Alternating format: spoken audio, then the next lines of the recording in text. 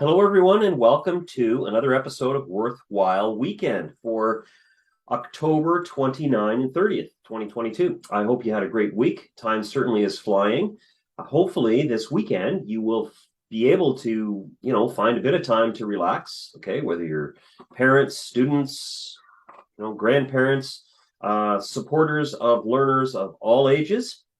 I certainly hope that you have a great weekend coming up and that your week went well. Today, I just want to spend a couple of minutes sharing a rule and unpacking a rule that I have in my classroom. I've had this for a number of years, and I've got a couple of rules, and I'll be unpacking those in future episodes.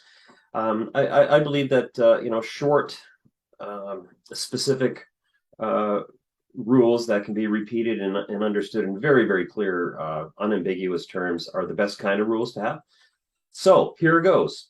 The rule is we don't do random. We don't do random. The word random is interesting. It's become a slang, and slang goes in and out of fashion and sometimes comes back in. And I like to have fun with my students keeping up with slang and sometimes using really, really outrageously outdated slang like, 2018 slang.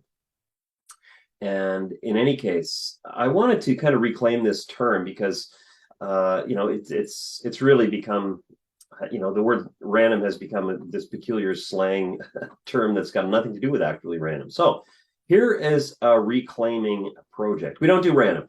So one of the rules, in my classroom is that, and sometimes I find myself having to remind students of that every day. So what does random mean? Well, random means, of course, doing things, without purpose. So do you ever do things randomly in your life? Like, at least now and then. Sometimes we just, make whimsical decisions, and maybe we go out for dinner when we weren't planning to, and that may seem a little random, but ultimately it's for relaxation and for a treat. The fact of the matter is, we've never had more opportunities and options to squander our time and do things at random than today. Wouldn't you agree? Wouldn't you agree? So why is that? It's easy, especially for educators. It's so easy to, take a shot at the bullseye of social media, right? And the ingenious algorithms that, for all I know, brought you right to this video.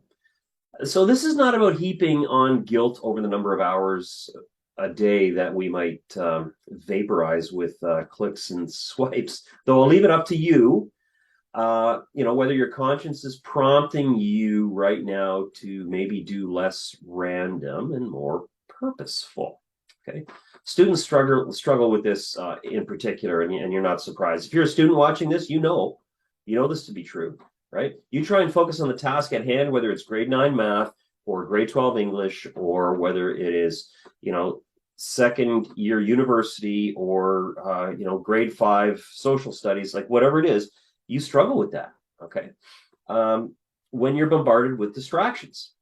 Now, that may be your child's biggest obstacle, okay? How to put distraction out of the way and get work done, all right? And certainly, I'll talk about self-regulation and phone use another time, but I really want to unpack this concept of doing things randomly, because I think that a lot of students who are at a point right at this time where they need some tutoring, they need to get the train back on the track. They can't even see the track. Like, they really feel discouraged, and it just feels like there's so many obstacles. Now, the image that I have behind me is kind of a map or a game plan type of metaphor. Okay, I've talked before about foundations and scaffolding and so on.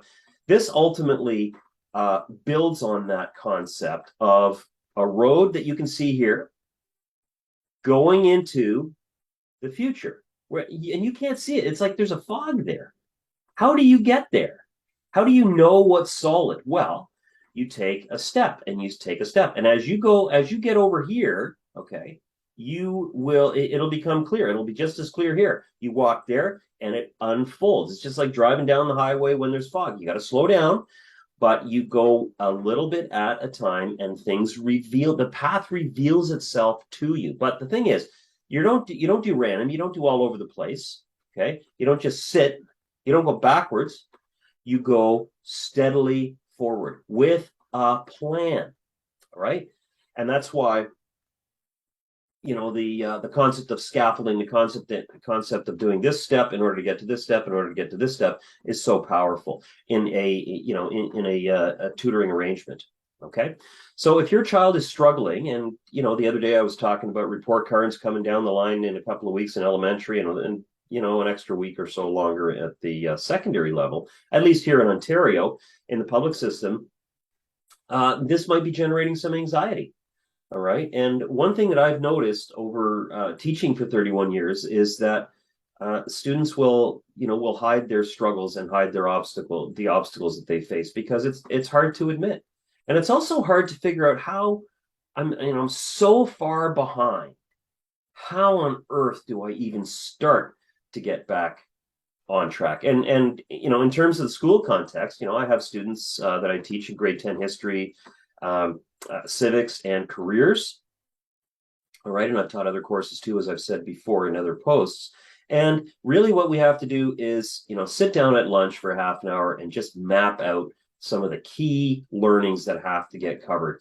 And then we may put some other things aside and just really, really go to the essentials, because the bottom line with learning, here's what's the non-negotiable in learning. Okay. We have to feel successful. We have to feel successful. We have to see that we have a plan, and we have to have hope. All right. And random does not generate hope. Random is a comfy spot where students are maybe even, like at night, they're, a lot of my students don't sleep properly at night because they're completely dysregulated, because they don't self-regulate, and they're on their phones and they're on social media like half the night. And we all know as adults, there's no age limit on this. When we just waste our time, spin our wheels, and we don't get anywhere, it's just one of those things. And we seldom feel rejuvenated after going on a Netflix binge. Anyway, we all know this to be true. Sometimes we just need to put our feet up. However, random doesn't get us where we need to go. It doesn't help us to be better at math by learning multiplication tables and therefore being able to do solid calculations, understanding what, for example, integers are, right? That -3 times -5 is not -15, it's 15. We've got to lock that down. Random doesn't fly. Okay, random doesn't get us where we need to go. We need to be purposeful. All right, so I leave you with that thought. I hope you have times of rest and just putting your feet up. Hopefully, maybe you can get outside this weekend. I wish you all the best. And again, please, I encourage you to just think this through. We don't do random, right? Because hopefully it can be something that can that maybe you can talk about with your child in terms of the context that I'm just sharing. The next thing is that I encourage you to check out the Coy Tutoring Services website. It has a contact form there, and if you'd like to learn more, check out the website. There's all my YouTube videos and access to my YouTube channel. All right. And what I would also encourage you to do is, fill out that contact form, which asks a lot of questions that maybe you hadn't even considered. All right. And submitting that contact form to me completed will unlock a free half-hour consult that we can schedule either face-to-face or online. Have a great weekend. Bye for now.